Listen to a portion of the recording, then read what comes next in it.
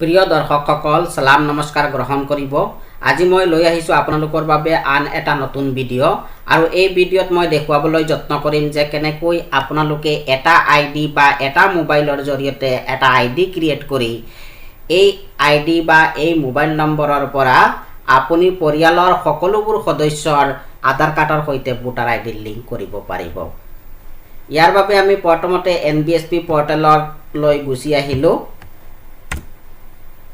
এইটো হৈছে NBSP পৰ্টেলৰ হোম পেজ আৰু এই হোম পেজত ইয়াতে এটা অপচন আছে ভোটাৰ পৰ্টেল। আমি এই অপচনটোৰ ওপৰত ক্লিক কৰিম। এই পৰ্টেলটোৰ লিংক আমাৰ ডেসক্ৰিপচনত পাব, তাতে ক্লিক কৰি আপুনি ডাইৰেক্ট এই পেজলৈ আহি যাব পাৰিব। ইয়াতে আছে ক্ৰিয়েট এন একাউণ্ট। ইয়াতে যদি আপোনালোকৰ একাউণ্ট আগৰ পৰা নাই তেনেহলে এই ক্ৰিয়েট অপচনৰ ওপৰত ক্ৰিয়েট কৰি আপুনি নতুনকৈ ইউজাৰ আইডি এটা বনাই ল'ব। ইয়াতে দেখা পাই আছে যে ইয়াতে আছে ইমেইল আইডি দিও একাউণ্ট ওপেনিং কৰিব পাৰিব, বা আপোনাৰ যদি মোবাইল নম্বৰ এটা আছে তেনেহলে এই মোবাইল নম্বৰ দি আপুনি আইডিটো ক্ৰিয়েট কৰিব পাৰিব। মোৰ যেহেতু এই পৰ্টেলত আগৰে পৰা একাউণ্ট আছে, সেয়ে মই ইয়াতে ইউজাৰ আইডি পাছৱৰ্ড বহুৱাই লগইন হৈ যাম। ইয়াৰ বাবে ইয়াতে mobile number, email ID, voter ID যিটো দি আগতে আমি একাউণ্ট ওপেন কৰিছিলোঁ সেই নম্বৰটো আমি ইয়াত বহুৱাম। মই ইয়াতে মোৰ ইমেইল আইডিটো বহাই লৈছোঁ। ইয়াৰ পিছত মই ইয়াতে মোৰ পাছৱৰ্ডটো বহাই লওঁ। ইয়াৰ পিছত এই যিটো কেপচা আছে ইয়াতে 26+7 কিমান হয় এইটো আমি ইয়াতে সলভ কৰি ইয়াতে বহাই ল'ম। ইয়াৰ পিছত আমি ইয়াতে লগইন অপচনৰ ওপৰত ক্লিক কৰিম। এয়া দেখা পাইছে ভোটাৰ পৰ্টেলৰ হোম পেজটো ওপেন হৈছে। ইয়াৰ পিছত এই কৰ্নাৰত চাওক, মই যিটো ইমেইল আইডি দি খুলিছিলোঁ সেই ইমেইল আইডিটো দেখুৱাই আছে। যদি আপোনালোকে মোবাইল নম্বৰ দি ওপেন কৰে নহ'লে ইয়াতে আপোনাৰ মোবাইল নম্বৰটো শ্ব' হ'ব। মই যিহেতু ইমেইল আইডি দি ওপেন কৰিছোঁ সেয়ে ইয়াতে ইমেইল আইডিটো শ্ব' হৈ আছে। ইয়াতে ভিউ প্ৰফাইল, মাই প্ৰফাইল ইয়াতে ক্লিক কৰিলে মোৰ প্ৰফাইলটো শ্ব' হ'ব। এয়া মোৰ ডিটেইলছবোৰ প্ৰফাইল শ্ব' হৈ আছে।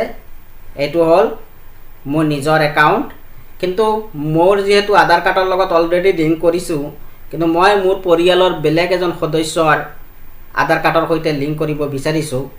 তাৰ বাবে আমি এই হোম পেজলৈ আহি যাম। আমি এই হোম পেজলৈ আহি ইয়াতে এটা অপচন আছে চাওক, আধাৰ লিংক। এই অপচনটোৰ ওপৰত আমি ক্লিক কৰিম। এয়া চাওক, মোৰ নামটো ইয়াত শ্ব' হৈ আছে, কিন্তু মই মোৰ পৰিয়ালৰ আন এজন সদস্যৰ সেই একেটা আইডিৰ জৰিয়তে আধাৰ কাৰ্ডৰ সৈতে ভোটাৰ আইডি লিংক কৰিম।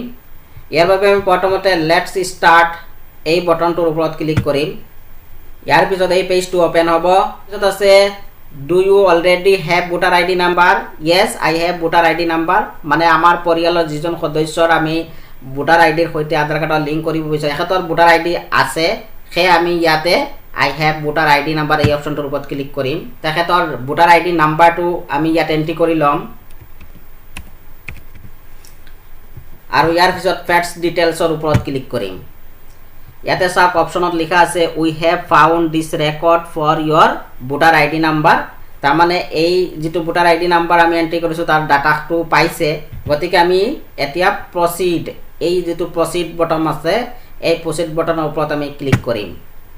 এয়া আমাৰ পৰিয়ালৰ যিজন সদস্য তেখেতৰ ডিটেইলছবোৰ ইয়াতে আহি গৈছে। মই ইয়াতে দেখা পাইছোঁ মোৰ সদস্যজনৰ ইয়াতে ডিটেইলছবোৰ শুদ্ধভাৱে আছে। গতিকে আমি ছেভ এণ্ড কণ্টিনিউ বটনৰ ওপৰত ক্লিক কৰিলোঁ। ইয়াৰ পিছত এইটো পেজ ওপেন হ'ব। ইয়াত আমি যিজন সদস্যৰ ভোটাৰ আইডিৰ সৈতে আধাৰ কাৰ্ড লিংক কৰিব বিচাৰিছোঁ তেখেতৰ মোবাইল নাম্বাৰটো ইয়াত এণ্ট্ৰি কৰি দিম। ইয়াৰ পিছত চেণ্ড OTPৰ ওপৰত ক্লিক কৰিম। OTP আহি গৈছে, আমি OTPটো এণ্ট্ৰি কৰি লৈছোঁ। ইয়াৰ পিছত আমি ভেৰিফাই অপচনৰ ওপৰত ক্লিক কৰিম। ইয়াৰ পিছত এই পেজটো ওপেন হ'ব। য়েছ, আই হেভ আধাৰ নাম্বাৰ। সদস্যজনৰ যিহেতু আধাৰ নাম্বাৰ আছে গতিকে আমি এই অপচনৰ ওপৰত ক্লিক কৰিম। ক্লিক কৰাৰ পিছত আমি ইয়াতে আধাৰ নাম্বাৰটো বহুৱাব লাগিব। আধাৰ নাম্বাৰটো বহুৱাই দিছোঁ। ইয়াৰ পিছত এই নামখিনি আমি চেক কৰি ইয়াতে ছেভ এণ্ড কণ্টিনিউ বটনৰ ওপৰত ক্লিক কৰিম। ইয়াৰ পিছত এই জেনাৰেল ডিক্লেৰেশ্যন এই ফৰ্মখন ওলাই আহিছে। আমি ইয়াতে ডেটটো অটোফিল হৈ আছে, ইয়াতে নামটো অটোফিল হৈ আছে। ইয়াতে আমি প্লেচটো বহুৱাই দিম, যিখন তাৰ পৰা আমি এই ফৰ্মখন ফিল আপ কৰি আছোঁ বা যিখন তাইৰ আমাৰ ভোটাৰ আই ডি কাৰ্ডখন আছে সেইখন ভিলেজৰ নামটো আমি ইয়াত বহাই দিম। ইয়াৰ পিছত ছেভ এণ্ড কণ্টিনিউ এই বটনৰ ওপৰত ক্লিক কৰিলোঁ। এয়া দেখা পালে আমাৰ সদস্যজনৰ ফৰ্মখন ফিল আপ হৈ আছে। ইয়াতে এবাৰ চেক কৰি ল'ব কিবা ভুল ত্ৰুটি আছে নেকি। যদি কিবা ভুল ত্ৰুটি আছে তেনেহ'লে এই এডিট ফৰ্ম এই অপশ্যনটোৰ ওপৰত ক্লিক কৰি এডিট কৰিব পাৰিব। আমাৰ যিহেতু গোটেইবোৰ ঠিকে আছে গতিকে আমি এই ছাবমিট অপশ্যনৰ ওপৰত ক্লিক কৰিলোঁ। এয়া দেখা পালে কংগ্ৰেচুলেশ্যন, আমাৰ সদস্যজনৰ ইয়াতে নামটো শ্ব' হৈ আছে আৰু তেখেতক এটা এপ্লিকেশ্যন ৰেফাৰেঞ্চ নম্বৰ দিছে যাতে এই ৰেফাৰেঞ্চ নম্বৰ দি তেখেতে ভৱিষ্যতে ট্ৰেকিং কৰিব পাৰে।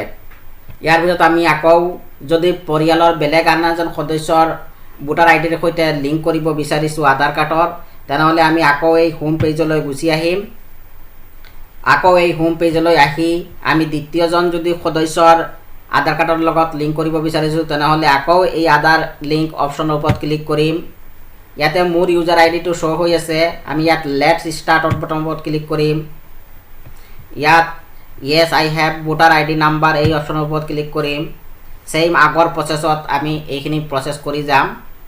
কেৱল ইয়াতে আমি yes I have voter I D number এইটো অপশ্যন কৰি দি নতুন সদস্যজনৰ আমি ধৰিলোঁ ইয়াতে নতুন সদস্য আৰু এজনৰ ভোটাৰ আই ডি নাম্বাৰটো বহাই দিলোঁ আৰু ফেচ ডিটেইলছৰ ওপৰত ক্লিক কৰিম। ইয়াতেও আছে I have found this record for your voter I D number এইটো আছে তেনে এইটো অপশ্যন আছে। গতিকে আমি প্ৰচিড বটনৰ ওপৰত ক্লিক কৰিম।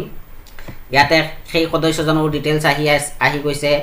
সেই হিচাপত আমি আকৌ ছেভ আৰু বটনত কণ্টিনিউ কৰি আমি সেই দ্বিতীয়জন সদস্যৰো আমি ভোটাৰ আই ডিৰ সৈতে আধাৰ কাৰ্ডৰ লগত লিংক কৰিব পাৰোঁ। আমি যিহেতু এইটো বিচৰা নাই সেয়ে আমি ইয়াতে কাটি দিলোঁ। গতিকে এইদৰে আমি ঘৰতে বহি অতি সহজতে এটা ইউজাৰ আই ডি বা এটা মোবাইল নাম্বাৰৰ পৰা আমি পৰিয়ালৰ গোটেইসকল সদস্যৰ ভোটাৰ আই ডিৰ সৈতে আধাৰ কাৰ্ডৰ লিংক কৰিব পাৰি। গতিকে আজিৰ ভিডিঅ'টো চাই যদি ভাল লাগে লাইক কমেণ্ট শ্বেয়াৰ কৰিব আৰু এনেধৰণৰ ভিডিঅ'বোৰ আগলৈ পাই থাকিবৰ বাবে আমাৰ চেনেলটো ছাবস্ক্ৰাইব কৰিব। ধন্যবাদ।